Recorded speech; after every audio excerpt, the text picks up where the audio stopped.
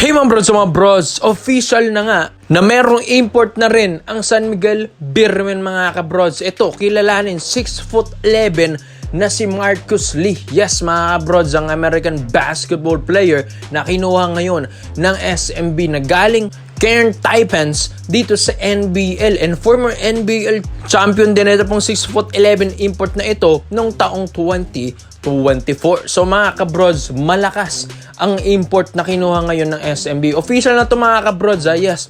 Official na ito yung naging import na nila ngayon. Maski nga sa social media ni Marcus Lee ay pinost na niya na dugong yung SMB ang nakikita natin sa mga stories na ito at social media na ito mga kabrods. So official na ito yung 6'11" na import na sinasabi nila dati pa na kukunin ng SMB. At ito lumabas na mga kabrods.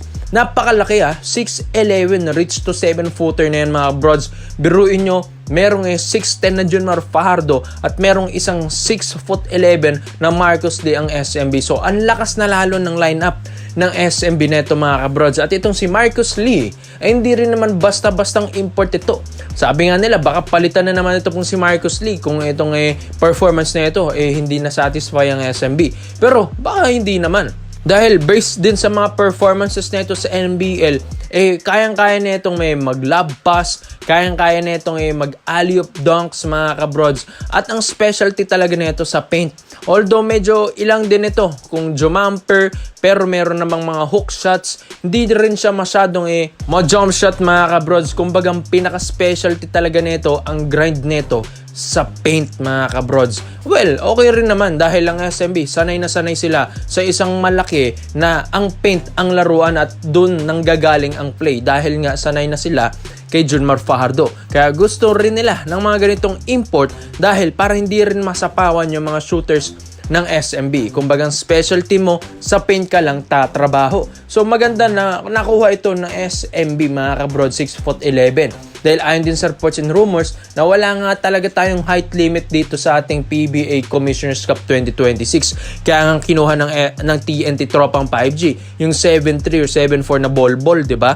Mga kabrods, kaya ang SMB, syempre, hindi rin sila magpapatalo. Kumuha rin sila ng 6'11" na si Marcus Lee na hindi rin naman basta-bastang player.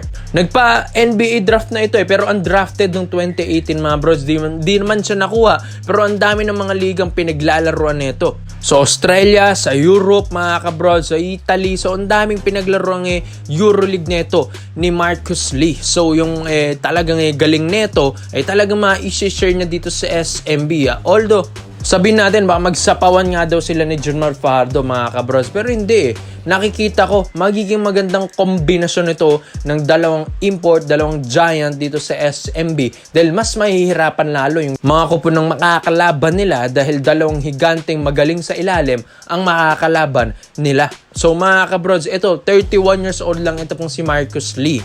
Yes, talagang prime na prime niya ang taon na ito. So, maganda para sa SMB dahil talagang kondisyon, maskulado na rin kahit paano ito pong si Marcus Lee. And nasa great shape siya. Yes, best shape daw niya ito ngayong taon. Ayon din yan sa mga reports and scouting reports ng SMB na ito yung talagang kinuha nila. Yes, sabi nila, bakit hindi na lang kumuha ang SMB ng mga former NBA players? Katulad na lang ng TNT na nag-invest talaga ng malaki para dun sa former NBA na si Bol.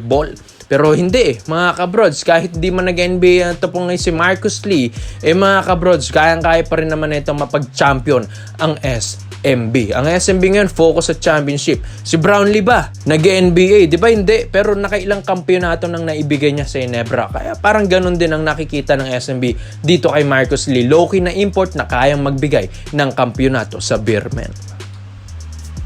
Dito naman po tayo sa kabalimbalita naman natin mga kabrods. Malakay Harris ang 6'6" point guard ng Ateneo mga kabrods plus 6'4" na si Ashon Andrews ng Mindoro Tamaraw sa MPBL. Ito mga players, mga bigating players na kukunin ngayon ng Barangay Nebra San Miguel.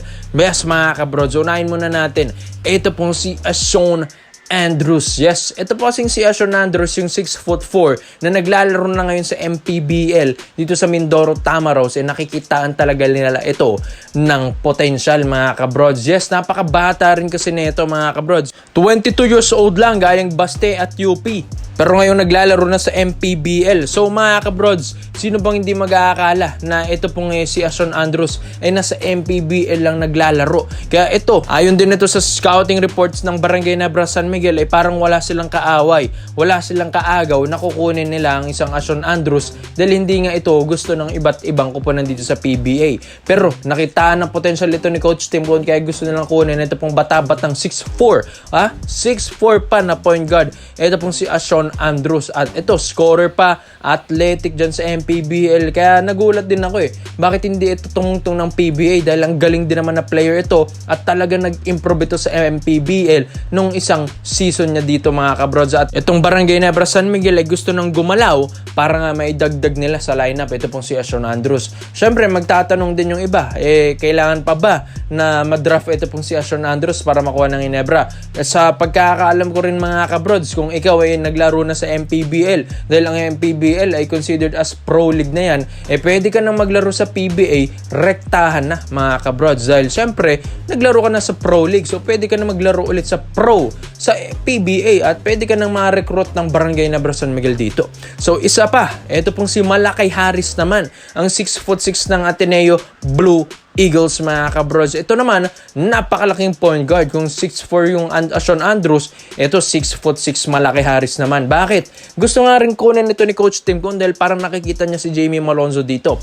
Alos kahit niya ito pong si Jamie Malonzo, pero mas athletic nga ito daw pong si Malakay Harris. Dahil syempre, meron na rin itong experience sa ibang bansa at nakikitaan talaga nila na potential ito pong mga dalawang point guards sa Phil-Am na ito. Gusto kasi ni Coach Tim Con ng mga tall point guards, gusto na niyang lumaki yung lineup ng Ginebra dahil sabi rin nila dadagdag na rin nila sila Slaughter, Sisten at papalitan rin si Brownlee as their import ngayong Commissioner's Cup 2026 dahil kukuha nga daw sila ng mas malaking import at mas malaki na yung magiging lineup ng Ginebra. Kaya yun din yung ayon sa mga reports at rebuilding reports ng Barangay Nebra San Miguel. Kaya ito, kahit point guard position daw, gusto ni Coach Tim Con malaki na rin yung lineup dahil nagiging modern basketball na tayo dahil parang tall blocks lang na mga nakalaban ng gilas na New Zealand, di ba, mga kabrods? Tall lineup na rin. So yan din ang gusto ni Coach Tim Con na i-adapt dito sa PBA. Kaya nga gusto nilang makakuha rin ito kung si Malakay Harris dahil di rin naman basta-basang point guard lang ito. Scorer din, mga kabrods, athletic, mabilis, parang Ashon Andrews lang din. Kaya maganda rin dito sa Barangay Nebra San Miguel na magkaroon sila ng scorer dahil yung weaknesses nga rin nila last season, syempre unang-una yung big man. Tapos pagdating naman sa scoring position, yes, mga kabrods, yung ibang mga players dito ay inconsistent na rin umiscore. Kaya kailangan din ng Ginebra ng isang batang player na hinug na tapos gutom pa rin manalo. Kaya nakikitaan nila ng magandang potential ito pong dalawang Phil-Am players at tall point guards na ito. Kaya sa tingin nyo, mga brods, Malakay Harris 6'6" point guard plus 6'4" point guard na si Ashon Andrews to Barangay Nebra San Miguel. Komento mo lang po nyo dito, mga brods, at isa-isa natin yan. Salamat po sa panonood, mga brods. This is Phil Basketball Trade Option lang. I'm out.